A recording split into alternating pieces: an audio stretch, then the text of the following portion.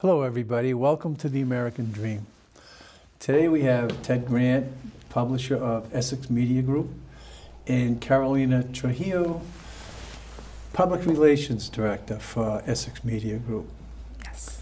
So we're going to talk about Persons of the Year selected by readers and staff of Essex Media Group. Yes. Tell us about the process. Ted, do you want to do that? Or? Yeah, it was an idea based on the growth of Essex Media Group, which, as you remember, started with the purchase of the item in 2014. Let me interrupt you there. Tell us who comprises Essex Media Group. Essex Media Group, boy, putting me on the spot right away. Let's see if I can do this in alphabetical order. Monica Cannell-Healy, I'm already off. Gordie Hall, John Gilbert. I'm talking about the publications. Oh, the publications. Daily Item, Item Live, Lavos, which was a creation of Carolina. Right. Are you the publisher, the editor of that, Carolina? She's everything. Yes, I am. Yeah. Linfield News, Peabody News. Yeah, Linfield Weekly News, Peabody Weekly News, and 3 magazines, North Shore Golf, 01907, the Swampscott magazine, and One magazine, which is a combination of Lynn, Linfield, Peabody, and Saugus. Mm-hmm. It's described as where routes 128 and 129 intersect at Route 1. Mm-hmm. Okay. Hence the name. So we opened up the idea to readers of all of those publications, and we were blown away by the reaction we got. It turned out to be a lot more competitive than any of us would have expected, and we're very, very proud of the results. Good. So who were the people chosen? Some of them. So we can't talk about everybody here Yes, today. so we represent 10 communities. That's our distribution. So we have representation from Linfield, Nahant, Lynn, Saugus, Peabody, Medford, Swampscott, I don't want to leave anybody out, Marblehead, Revere, and Malden. And they're a very diverse group of people. So we have people from the arts, from the education field, we have business people, we have politicians who are also community invested in their own way. We have an organization called Linfield for Love, which is an organization that really promotes diversity and inclusion on their activities. So I don't know if you want to add anybody else among the group that we have.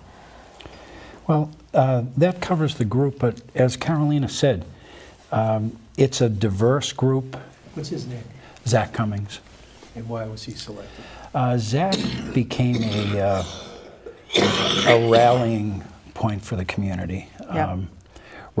Zach is a student at St. Mary's, and he was fighting cancer. He's currently fighting cancer. Yeah. And the way he galvanized Saugus was amazing. Great. His attitude towards his whole treatment and just keeping it positive and bringing a smile to everybody who has been around him is tremendous. And the community nominated him, and it's an honor to have him as part of the group. Good. So you got the two Toms in there. They're really Lynn guys, Tom Costin and Tom DeMarcus. But Tom Costin was selected from the Heart, and Tom DeMarcus was selected from Swampscott. Yeah, Costin, I agree, is primarily a Lynn guy. Former mayor, former postmaster. Much of his philanthropy is Lynn-centric. Tom DeMarcus is just across the board. I got to know Tom through the Aganis Foundation. Which Tom? Tom DeMarcus from Old Neighborhood Foods. Right. Good call. Not his cousin, attorney Tom DeMarcus. Tom from Old Neighborhood. And he said something to me that registered, and this is probably 15 years ago. Of course, you knew Mr. Cannell. I did. And after his death, Tom and I were talking one day, and he said that Mr. Cannell was his role model for philanthropy, and he wanted to fill the void upon Mr. Cannell's death, and that always stuck with me. And he has. He's an incredibly generous guy. He's unbelievable. And he's really a Lynn guy. I mean, he's got Lynn in his heart.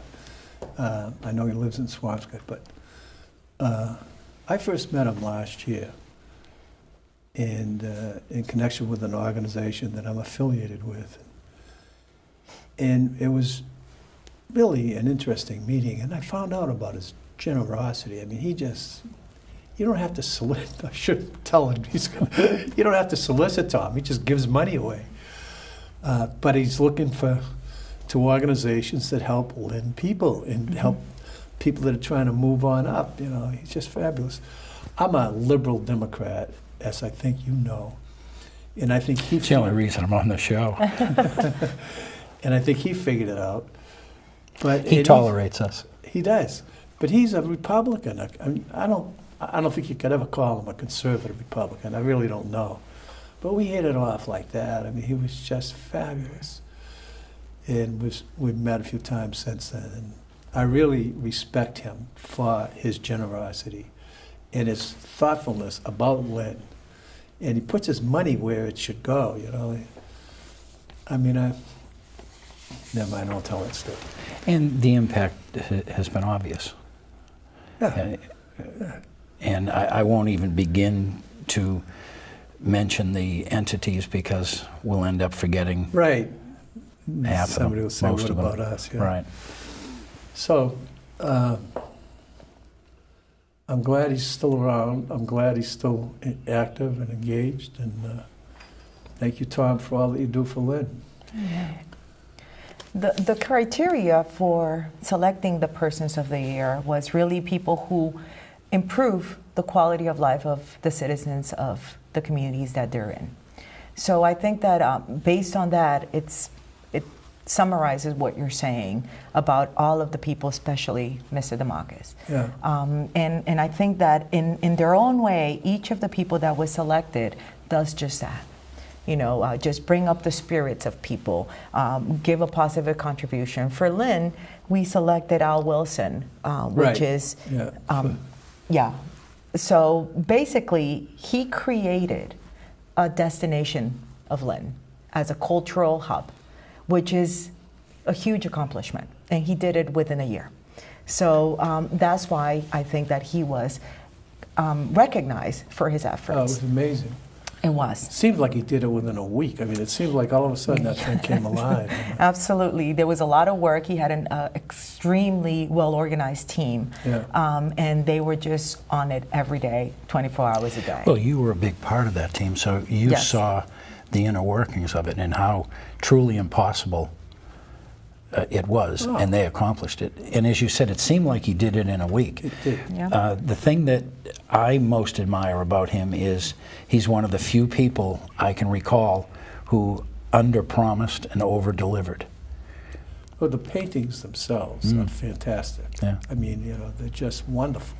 Yeah, and I think that most importantly, they reflect the diversity of our community. Right. Right. And I think that that's important. It's important for morale purposes, and I think it's also important for inclusion It's important efforts. for the people who live here. Absolutely, absolutely. They see themselves reflected, and I think Right. it's the first time that they saw themselves reflected. And I thought that Yeah. that was a very neat aspect of how Yeah. they, the committee itself, selected the artists and, you know, the paintings that were going to go on the walls. Does he have another project coming up? Yes, he's going to do it again Yes, this year. there's In another other parts of the another city? festival. Yes, another mural festival coming in August. So I loved Gordie Hall's remark about it. He said it gave Lynn a cool factor. It's true. Yeah, it really is. Well, you know, I remember, in fact, I think it was your wife, Jancy, who said, we're going to make Lynn an arts community. And I remember thinking to myself, she's nuts. It's never going to fly. But it really has. That's what made me want to help Al, because when Al first came to me with the idea, he had no reason to know that Jancy, I Right. guess it was 25 years Right. earlier, tried a mural program. I didn't know about that, but I just knew, I mean, Yeah. I think she was trying to emulate It was a different Cambridge and concept. Somerville. Hers was more of a defensive measure. Hers were murals placed on Yeah, boarded-up empty- storefronts empty buildings, in the I remember downtown. that too. And But the whole concept Right. of an arts community. right, Yeah. bringing arts to the masses. Well, it's been very successful. That's vision. So I'm sorry to Took interrupt 25 you. years to get to that vision, but we got there. And Yeah. it's a driving force, and I think that Al Well, it is. took it home. Lynn's a place to go. Absolutely, Yeah. it is, and our proximity to Boston makes it very possible. And this year is no going to doubt be about that, yeah. an even bigger and better event. So, Yeah. I mean, there's more information coming, It's but going to be in the summer, is that it? it's going to be in the summer. Yes. Yeah. So good. they're in the putting the committee together again and starting to move forward with the project. Good. And he just finished another project. If people drive around downtown Lynn, they'll see the old neon signs that have gone up. Right. And we have one on the Essex Media Group building of an old typewriter company. And across the street there's a sign from an old restaurant. And they're just kind of cool. And there's no reason other than they look good. Yeah. Yep. And at night when they're lit, it just brings a different vibe to the downtown. And the people who were afraid to come to downtown Lynn probably should take another look.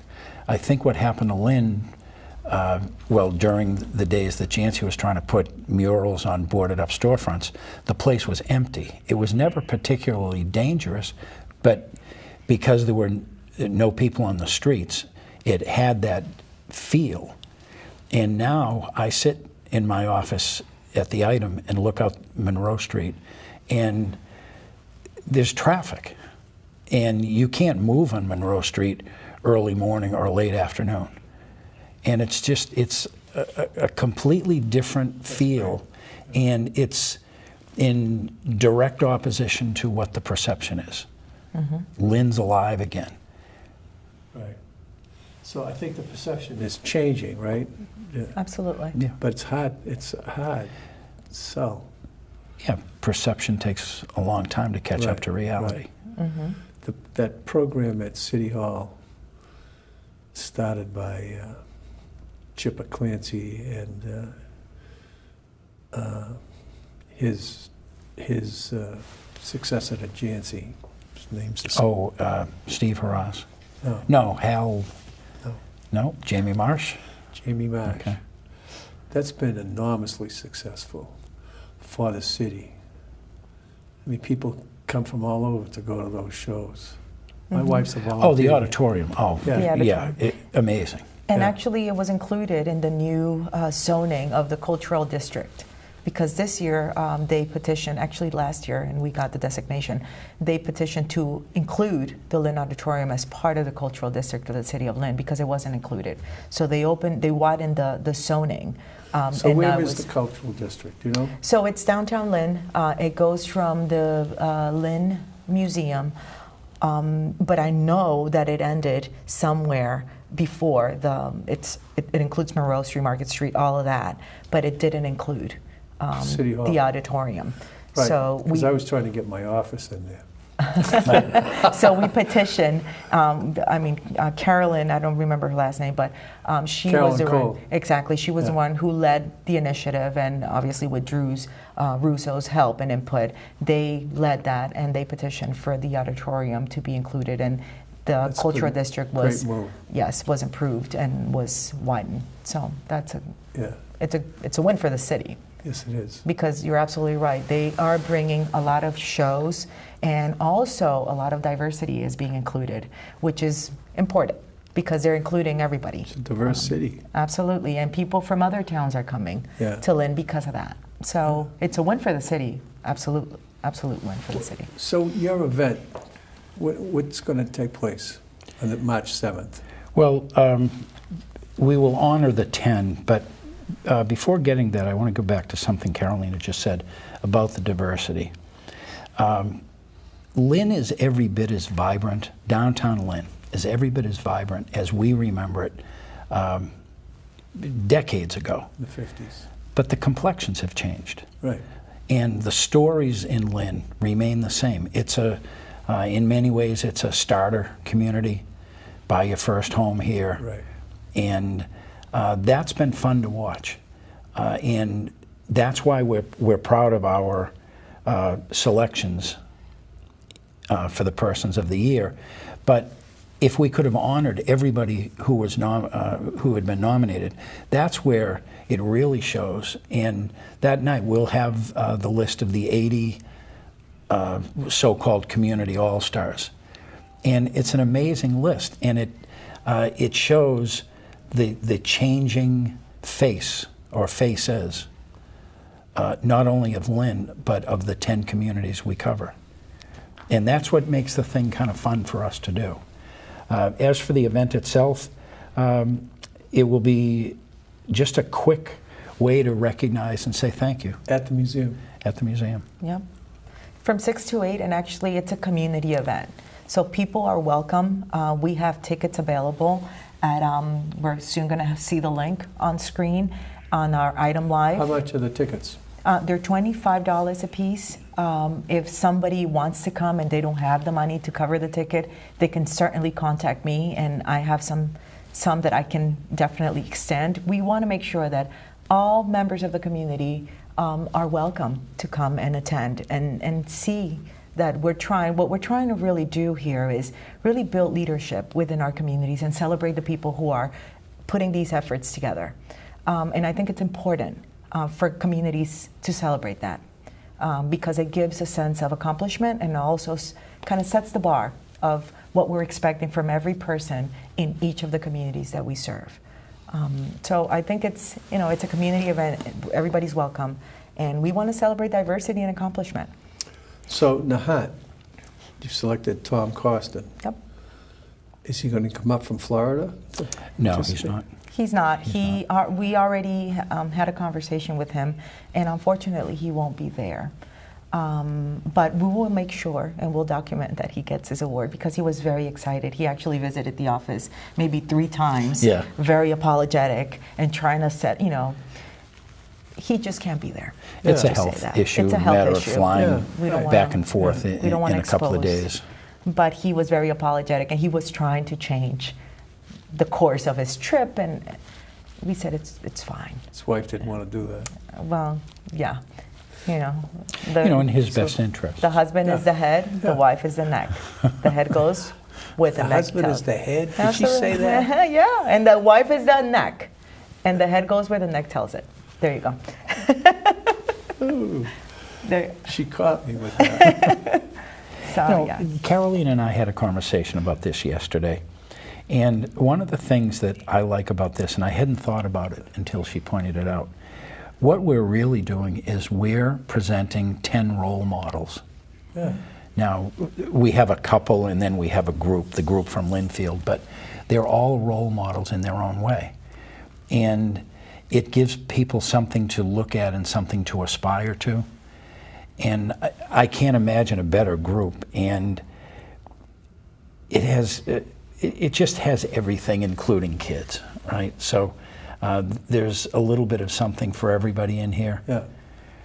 And back to the Tom DeMarcus comment about following in the shoes of Mr. Cannell. If somebody like Tom DeMarcus, with all his success, if he can have a role model, then we all can. Yeah. And he chose a pretty good one. Oh, he did.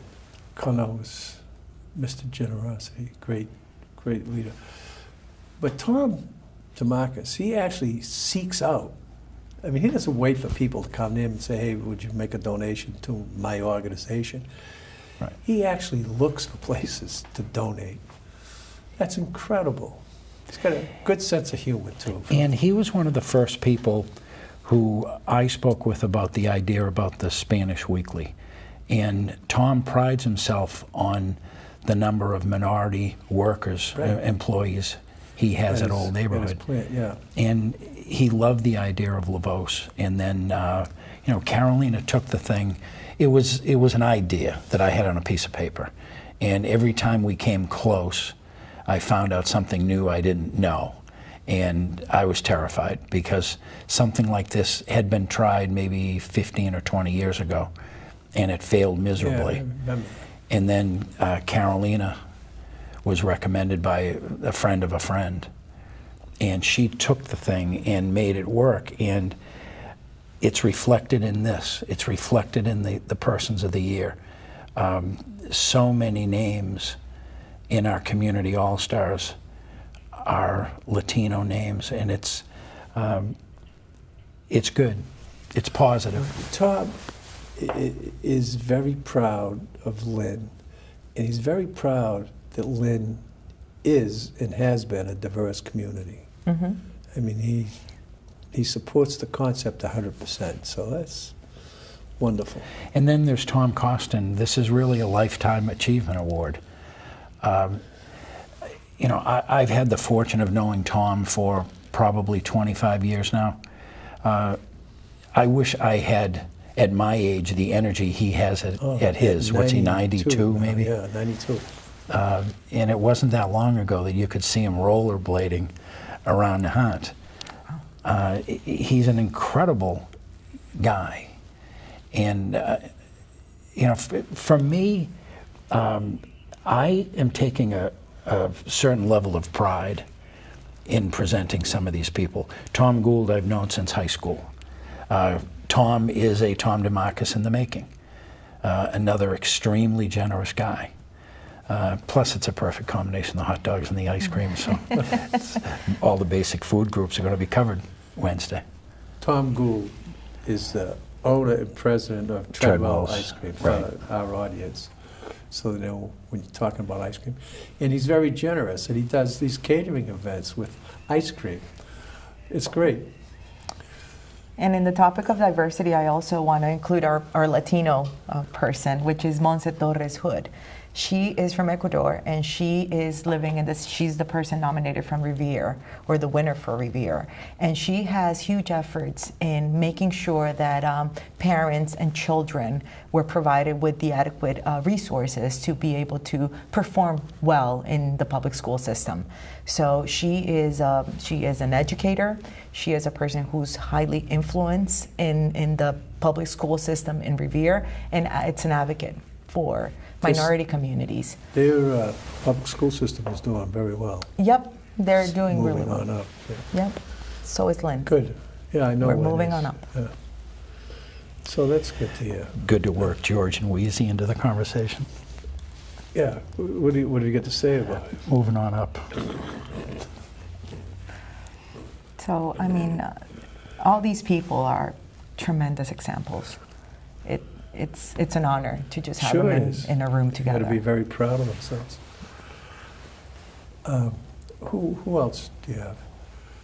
Well, do you want to talk about the Otterloos? Well, the Van Otterloos from Marblehead, again, just stunningly Another generous Exhibit A, people. yeah. One of their primary nonprofits is the Peabody Memorial Essex. Oh. Yes, Peabody the Essex donations Museum.